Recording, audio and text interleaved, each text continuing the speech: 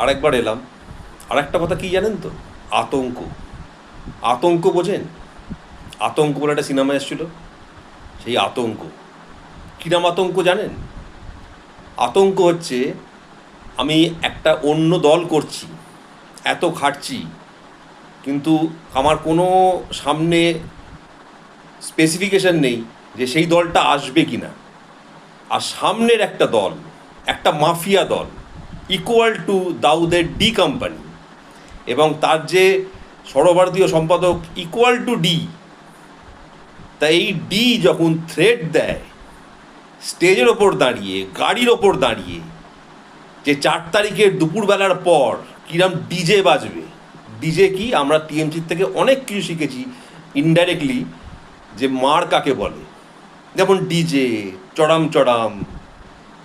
হ্যাঁ, তো এই ডিজে যখন বাজবে বলে, এই একটা মাফিয়া দলের কাছে, যারা মার খুন এগুলো তাদের কাছে কোনো ব্যাপার না, তখন বুঝুন যে একটা আতঙ্ক কীভাবে কাজ করে একটা মানুষের, একটা কর্মীদের ভেতরে।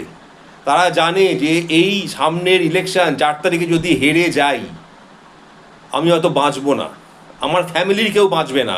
গ্রাম অঞ্চলে ধরে ধরে টেনে টেনে আমাদের বাড়ির মহিলাদের বার করে হয়তো গণধর্ষণ করবে।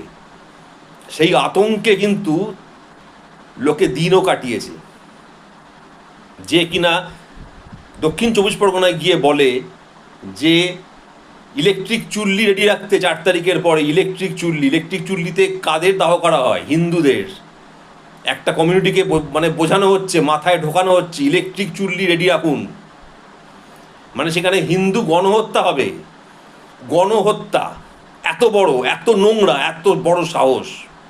আজকে তার মার দেখে কিছু লোকের খুব মানে দয়ায় প্রাণ ফেটে যাচ্ছে, কিন্তু তাও তাকে কিন্তু কোনো বিজেপি কর্মী গায়ে হাত দেয়নি। ওগুলো সব টিএমসিরই লোক, ওগুলো সব লাভলি মৈত্ররই লোক।